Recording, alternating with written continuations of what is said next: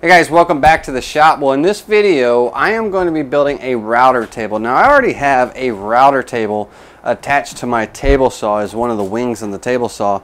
And if you remember, a few years back, I made this big table saw stand or base and then built in the router table and the extension wings and the outfeed table and everything.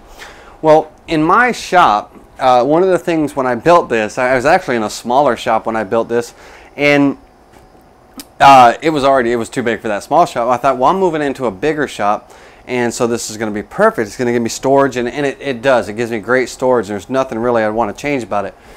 But I really want to make this space more functional. You can see kind of the chaos behind me, and I've got drill press and some things piled up over here. My sanders and CNC are over there, and it's really not a functional space. I mean, out of camera range, you know, I got to kind of walk around the table to get, you know, around this monstrous table.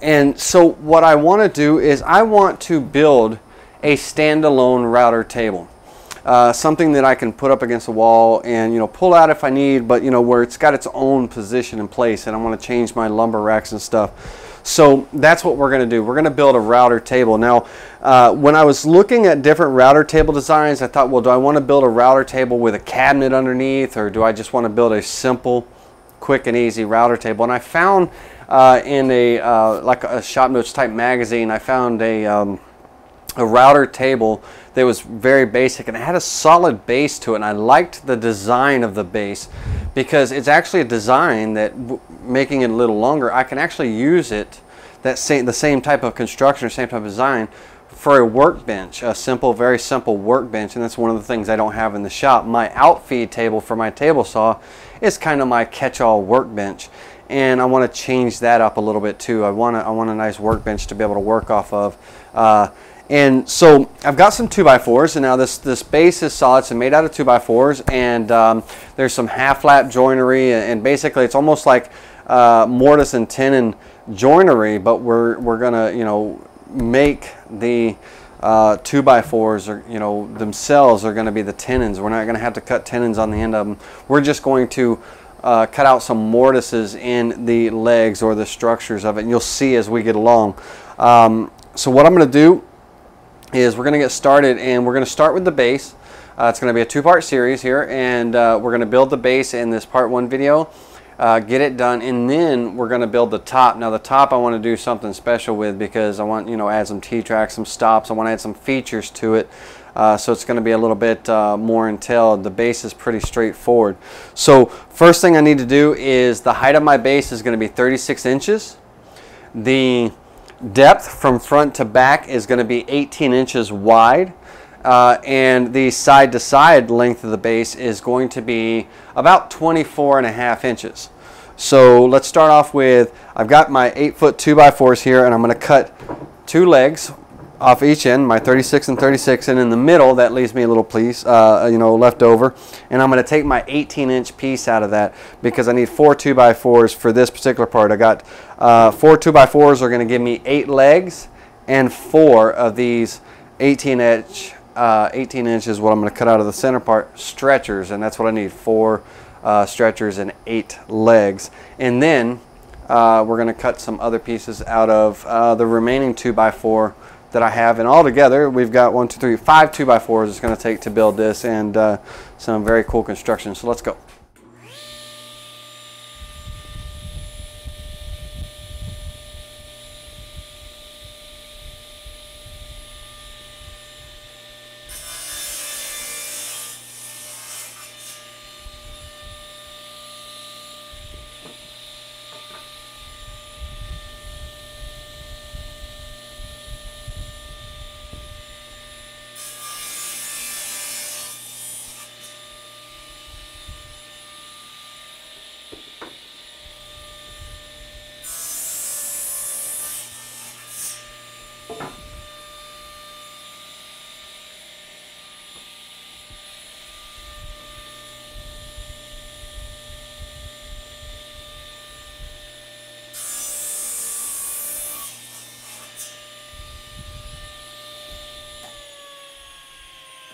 All right, so I've got my center cuts here now. These are a little longer than 18 inches. I'm going to go ahead and trim them down to 18 inches.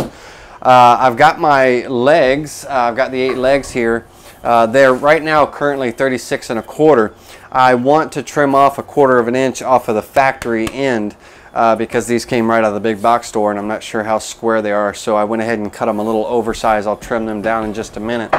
The simple small little sled that I'm using for the cross cutter to break down these 2x4s is something I built last night. I happened to get one of this sets of zero play guide bars from Microjig, and within the package itself was a set of plans for 2 jigs, like a little crosscut sled here for the table saw and one for the router table. And since I'm building a router table, I'll be building that little jig as well. But this is just a simple square cut, you know, cross cut jig, and that's all I'm using to break this stuff down. I'm going to bring over my table saw fence, and let me move these legs out of the way for a minute. I'm going to measure over. I've got a stop block here that's kind of set back off of the fence away from the blade, so I can just bring my legs right up to that and know what I'm measuring. But that's a 3/4 inch piece of MDF. So from my fence, I'm going to go 18 3/4. 18 3/4. Lock my fence down, and if I reference off of this face, then it'll give me an 18 inch cut.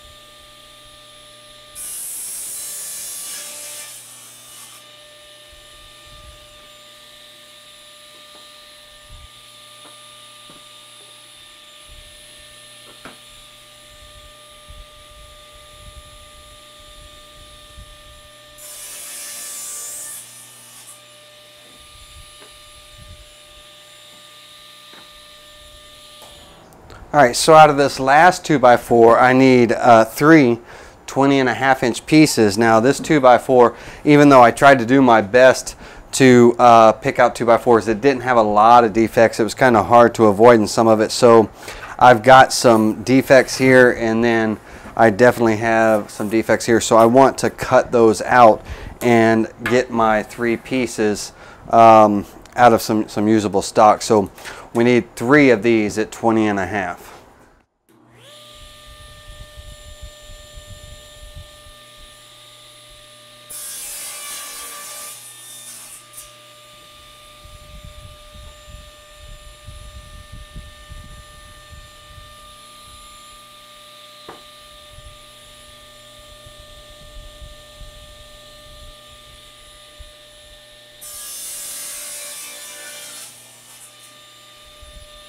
Okay, I've got my 8 36 inch legs, I've got my 4 18 inch stretchers, and my 3 20 1/2 inch stretchers. Now what I want to do is I want to take this 2x4 material and I want to bring it down to 3 inches. That's my final width. So I'm going to take about 1/4 inch off each side, and that'll square everything up nicely and bring it down to my final width. And we'll go ahead and do that. We'll do one side, move the fence over, and then we'll do the other side.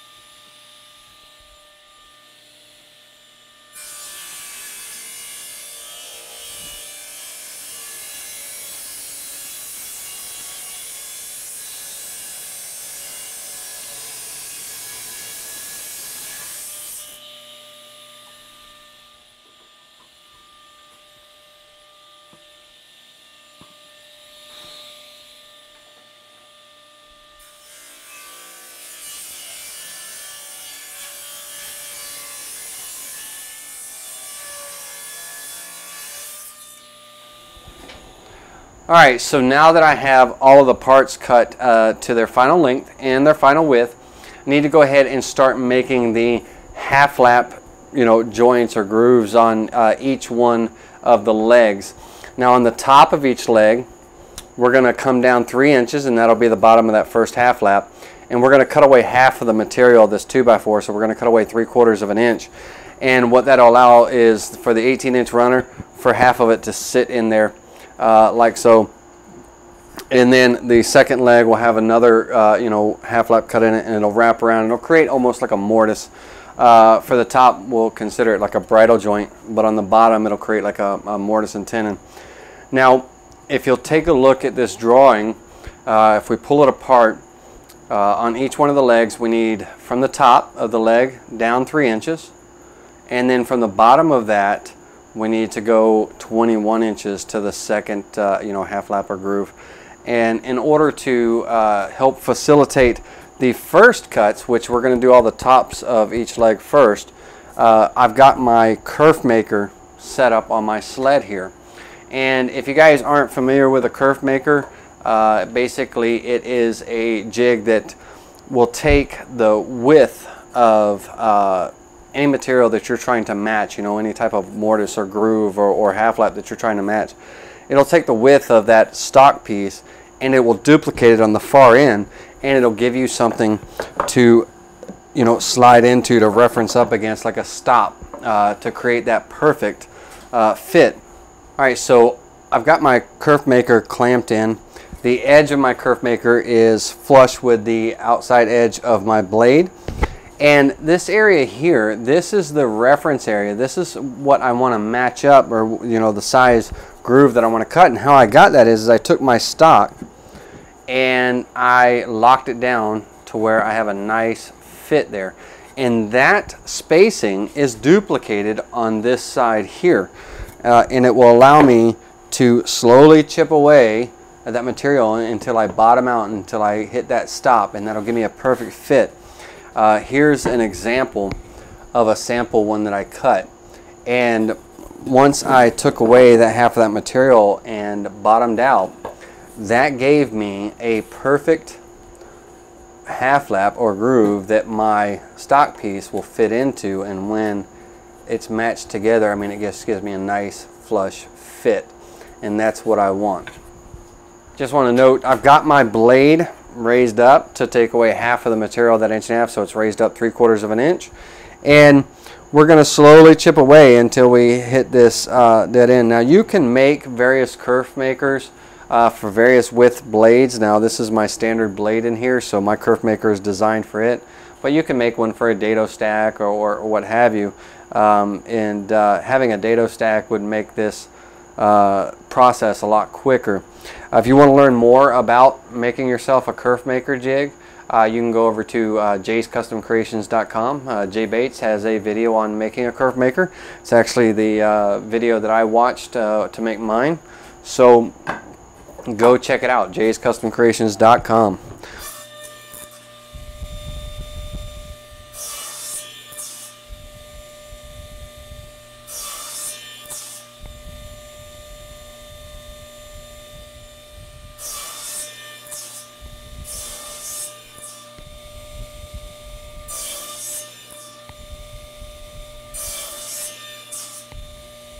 Alright, so with that first one done, go ahead and test the fit. This is one of the runners.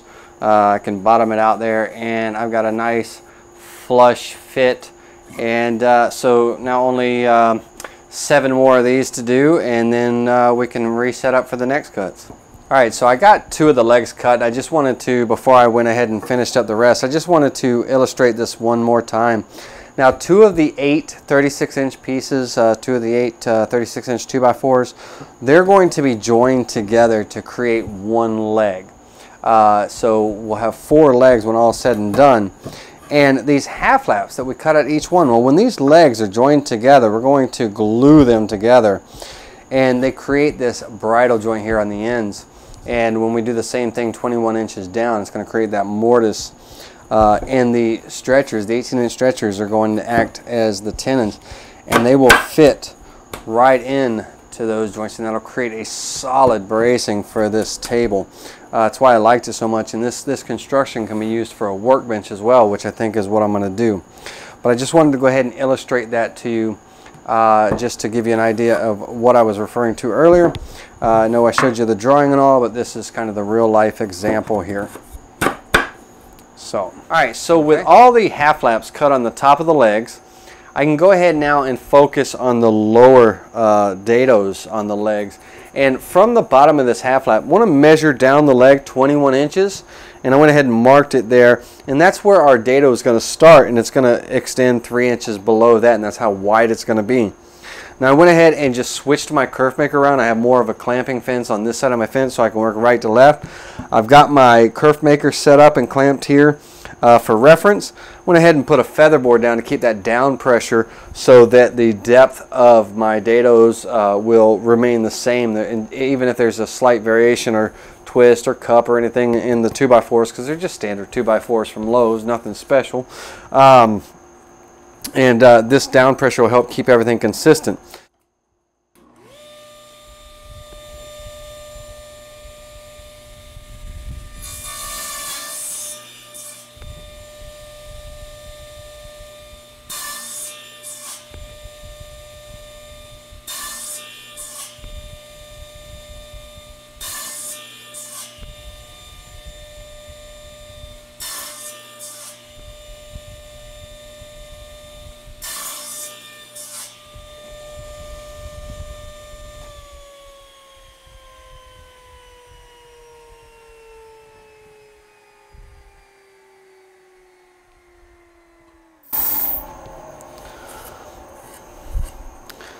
Now, it's always good to run a test cut, you know, with some scrap wood of the same material that you're working with on any new setups. And the one thing I didn't do is I didn't do a test cut, so I'm hoping that my setup was right on, and it looks like it is. So we'll go ahead and test fit this. If this works out well, then we can knock out the other 7 legs, and let's see how we did here.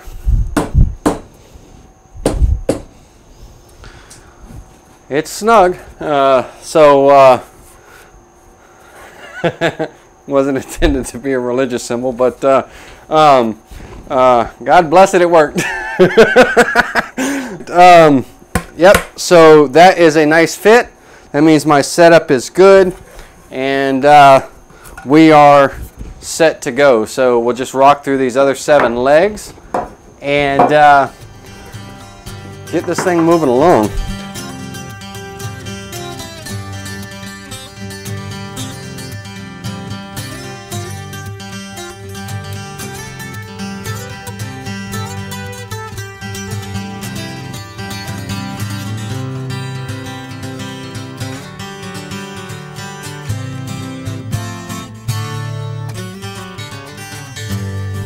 Alright, so with those lower dados now cut, we are done with all the cutting that needs to be done. And as I said, when the legs, the 2 2x4s, when they come together, they're going to get glued together to create one solid leg. When that happens, those lower dados now become a mortise for that 18-inch cross piece. So we've got, on the lower side, we've got a mortise and tenon joint, and on the upper side we've got that bridal joint. We're going to start by gluing together 1/2 of the leg assembly. When I say that, I don't mean one side, I mean 1/2. We're going to take 2 2x4s. We're going to take our 18-inch cross piece, and might need to trim up some of my mortises, but we'll go ahead and glue those together, the top and bottom, and get that first half glued together. And then once it's glued and dried and everything, then we'll come back with the other half of the legs and glue the top parts and everything in to finish off the leg assembly, the side leg assembly. Then once that's all done, we'll get into the cross braces that makes the entire frame.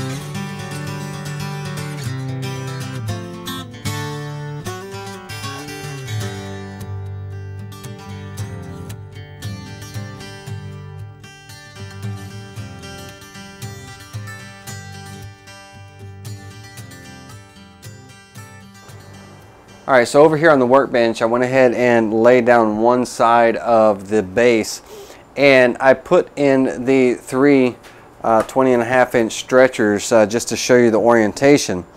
On the lower part of the legs, it's going to get two stretchers, one on each side, the front and back.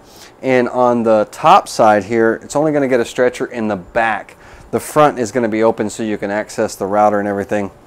On these 20.5-inch stretchers, in from the end, 1 inch on both sides, I went ahead and drilled a 3/4 inch hole. And we're going to put a dowel in there. We're going to glue a dowel in there because the lag screws that are going to go through the side brace and into this stretcher, they're going to be screwing into end grain, and to give it a little bit more stability, they'll be screwing into that dowel, so that screw will be threading into some straight grain as well.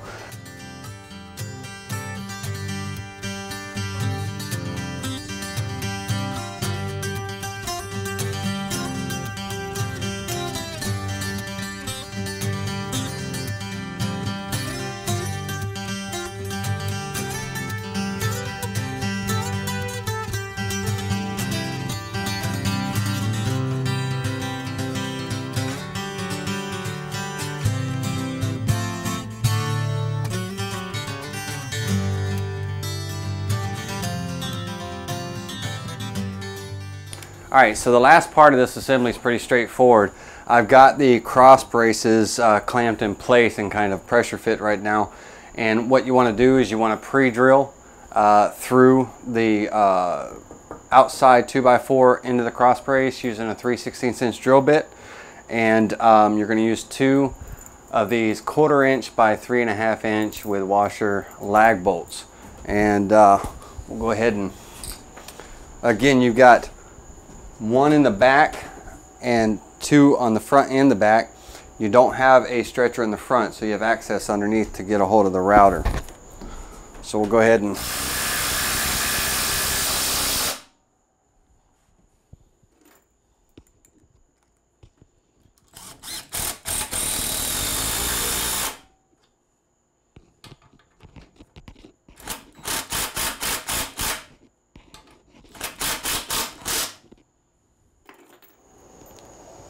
Alright guys, well that wraps up part one of this two-part build. The base for the router table is a solid base, and I really like this construction, and I want to thank the guys over at Setting Up Shop, the magazine where the article on building this base and this router table was in.